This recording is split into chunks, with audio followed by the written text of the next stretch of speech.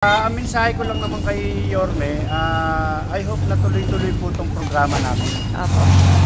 Hello mga kababayan, taga Maynila, good morning, good morning. So nandito po tayo ngayon sa may barangay 211 sa pamumuno po ni Chairman Duque. Ayan, sa ngayon po nag-aano sila, nagpa-flashing sila, naglilinis sila ng kanilang barangay. So itong side na ito sa barangay 211, tapos ito na mga another side ay ibang barangay. Ayan po,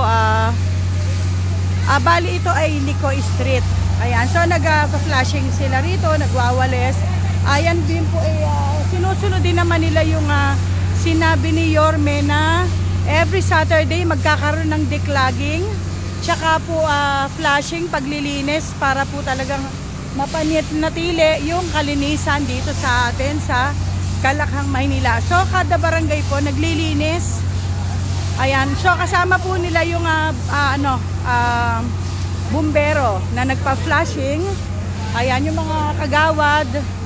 Ayan, naglilinis po sila, kasama sila, sisipag ng mga natin, mga taga barangay 211. Talagang sumusunod sila sa direktiba ni Yorme. Ayan, talagang sumusuporta sila. Tapos dito naman po sa kabila, ayan, naglilinis sila ng tinatanggal po nila yung mga basura dito sa sa kanal, dahil sabi nga po ni Yorme na pagka ulanan pupunta sa drainage yung mga basura, so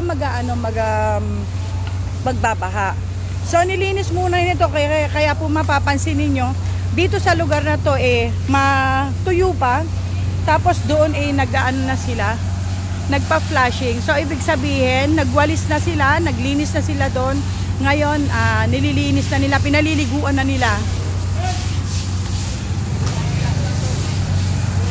Ayan, ito pong school, nasa tagiliran po nila yung Plaridel Elementary School. So inanuhan po nila yung pader kanina, nilinisan din nila yung pader na yun, tsaka yung bangketa, tapos itong karsada, flashing nila. So hanggang dun daw po sila, yung talagang lahat ng nasasakupan ng barangay nila ay lilinisan nila. Bali tulong-tulong po rito yung mga kagawad. Tsaka po ayan, kasama po yung BSP. So ito po yung hi po, Chairman. Hi, Chairman. Chairman, tanong ko lang po, yun po bang yung doon, yung bombero, sa inyo po ba yun? Sa barangay po, kay Consiel Edward Tan po yun. Bali humingi po kayo ng yes po, ng tulong para request po ako para ma-flashing po yung lugar namin. Opo, ayan. Chairman, ano po yung masasabi ninyo sa yung sa direktiba ni Yorme na tuwing Sabado maglilinis? Maganda po yun, kasi unang-una yung mga constituents namin, nakikita nila na maging aware ng kalinisan ng ating lugar. Opo. Kasi po, number 1 po yun. Kaya natutuwa nga po kami kay Yorme na agarang pinatupad po agad yung upgrade namin. Weekly naman din po kami. Tsaka every day po, meron po ako sweeper, lagi po ako nagpapalinis. Talagang malinis naman po. Opo. Kasi yan po ang kailangan natin. Opo. Chairman, kumusta naman po yung curfew, yung kagabi? Curfew po, talagang pinapatupad din po namin yan. Kahit po una pa po. Opo. Meron po akong public address dito, ina-announce ko po lagi yan na yung mga magulang, hanapin na yung kanilang mga anak na nasa kalye. Para po, yung sa ganon, yung mga anak nila, maaga po makatulog. Kasi hindi po pakalat-kalat sa kalye. Ayun. So, ibig sabihin po, dito sa barangay ninyo, bawal ang pasaway ng mga kabataan? Bawal po. Ayun. Lahat po, pag makukulit po rito, pinakukulong po. Ayun. So, disiplinado po pala talaga yung mga constituents nyo rito. Yes po. Ayan. Chairman, ano po masasabi nyo kay Yorme kung meron kayong gustong mensahe na iparating sa kanya? Ang mensahe ko lang naman kay Yorme, I hope na tuloy-tuloy po itong programa namin. Apo. Kasi as per po ng mga kagawad ko, nagtutulong-tulong naman po kami mula po sa SK. Lahat po, pag nagsabi po kasi ako sa kanila ng merong activity po kami, talaga pong tinutugunan lahat po ng mga official. Apo, sumusuporta talaga sila. Sumusuporta naman po sila. Apo. Thank you po, Chairman. Thank you. Ayan, so tulong-tulong po sila yung mga kagawad natin. Tapos under supervision po ni Chairman. dito po tinanggal yung mga basura kanina, nakita ko naman na talagang tinatanggal nila at nilalagay nila sa sako yung mga nawalis nilang mga basura. Kasi may natanggal sila dyan sa loob ng kanal, tinanggal nila talaga, diniklag nila. Tapos ito, naglilinis sila rito, isinasako nila lahat yung mga kahoy na kalat. So nanggaling po doon yung basura. Ayan, so hanggang doon dire-diretso daw po yung paglilinis nilang yan.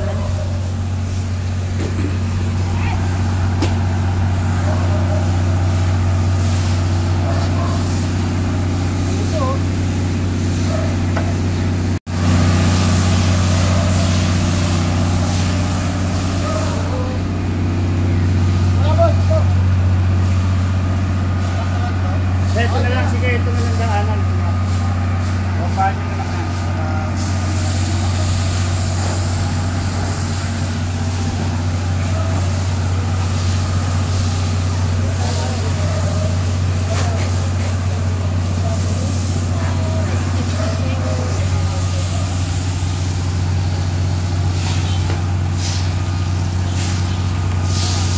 Ang sisipag na mga ano natin dito, mga kagawad natin, tsaka yung chairman, pati po yung bali humingi daw po sila ng tulong, ng assistance kay Konsehal Edward Tan.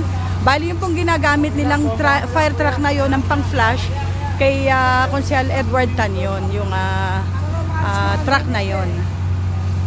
So talagang tulong-tulong ang gobyerno ngayon, kaya po talagang mararamdaman natin yung sabi nga ni Yorme, may gobyerno na ulit sa Maynila. Ayan. Kasi talagang lahat inililinis.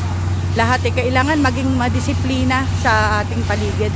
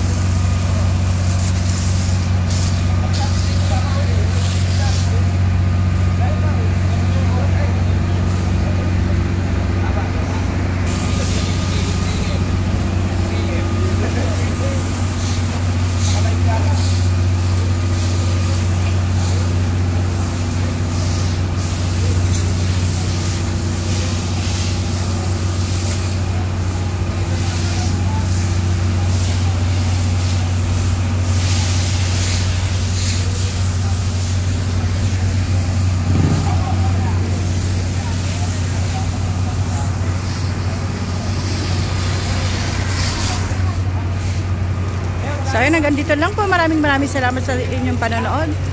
At hanggang sa muli. Thanks for watching. Bye-bye.